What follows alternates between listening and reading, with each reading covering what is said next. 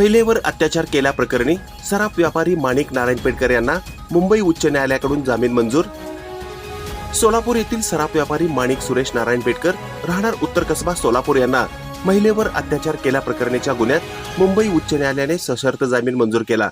यात हकीकत अशी की एका महिलेने माणिक नारायण पेटकर यांच्या विरुद्ध फिर्याद दिली होती की तिला ऑर्केस्ट्रा बारमध्ये काम मिळवून देतो असे सांगून 16 फेब्रुवारी 2024 रोजी बार्शी रोड येथील एका लॉजवर बोलावून अत्याचार केला। त्यामुळे त्यांच्या विरुद्ध सोलापूर तालुका पोलीस ठाण्यात गुन्हा दाखल झाला होता। त्या प्रकरणात दिनांक 30 मे 2024 रोजी त्यांना अटक झाली होती। प्रकरणात सुरुवातीला तालुका पोलीस ठाण्याच्या पोलिसांनी तपास केला। तदनंतर प्रकरणात अॅट्रॉसिटी कायद्याच्या तरतुदी लागू झाल्याने गुन्हा पोलीस उपअधीक्षक संकेत देवळेकर यांच्याकडे तपासासाठी वर्ग झालेला होता। या प्रकरणात पोलिसांनी फिर्यादीच्या कथनाच्या अनुषंगाने स्पष्ट पुरावा आढळून न आल्याने पोलिसांनी क्रिमिनल प्रोव्हिजन कलम 169 प्रमाणे बंदमुक्त करण्याबाबत रिपोर्ट सादर केला होता। तसेच आरोपी विरुद्धची तक्रार सिद्ध होत नाही असा अंतिम फायनल रिपोर्टही पाठवला होता। त्या प्रकरणी सदर प्रकरणात आरोपीची दुसऱ्यांदा जामीन अर्ज मांडल्यानंतर सोलापूर येथील विशेष न्यायाधीशांनी त्यांचा जामीन अर्ज नामंजूर केला होता। त्यावर माणिक नारायण पेटकर यांनी मुंबई उच्च न्यायालयात आव्हान दिले होते। मुंबई उच्च न्यायालयाने खालील कोर्टाचा जामीन नामंजुरीचा आदेश रद्द करून आरोपी माणिक नारायण पेटकर यांचा जामीन मंजूर करून त्यांची रक्कम 25,000 रुपयाच्या जामिनावर मुक्तता करण्याचा आदेश दिला।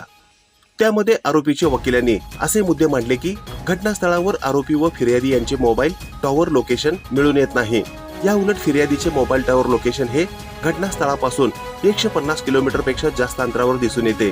आरोपीस बंदमुक्त दोषमुक्त करण्याचे दोन्ही रिपोर्ट हे आरोपीने गुन्हा केला नाही असे दर्शवतात। त्यामुळे आरोपीस यापुढे जेलमध्ये ठेवता येणार नाही असा युक्तिवाद आरोपीच्या वकिलांनी केला। सदरचा युक्तिवाद विचारात घेऊन मुंबई उच्च न्यायालयाने माणिक नारायण पेटकर यांची शनिवार दिनांक 21 सप्टेंबर रोजी मुंबई उच्च न्यायालयाचे न्यायमूर्ती संदीप मारणे यांनी जामिनावर मुक्तता करण्याचे आदेश दिल्याची माहिती आरोपीचे वकील ॲडव्होकेट शशी कुलकर्णी यांनी रविवारी सायंकाळी 6 वाजण्याच्या सुमारास पत्रकारांना दिली। यात आरोपीकडून advocate Shashi Kulkarni, advocate Prashant Navgire, advocate Devdatta Borgaonkar, advocate Ranjit Chaudhari, advocate Ashutosh Purwant, advocate Pranav Upadhye यांनी तर मुंबई उच्च न्यायालय येथे ॲडव्होकेट शशी पुरवंत यांनी तर सरकारतर्फे ॲडव्होकेट शिल्पा गाजरे धुमाळ यांनी काम पाहिले। ही बातमी संकलित केली आहे संपादक गुरुदादा गायकवाड यांनी। ताज्या घडामोडी पाहण्यासाठी आजच महाराष्ट्र सुखदेव न्यूज या YouTube चॅनलला लाईक आणि सबस्क्राईब करा। ताज्या घडामोडी पाहण्यासाठी आजच महाराष्ट्र सुखदेव न्यूज या YouTube चॅनलला लाईक आणि सबस्क्राईब करा।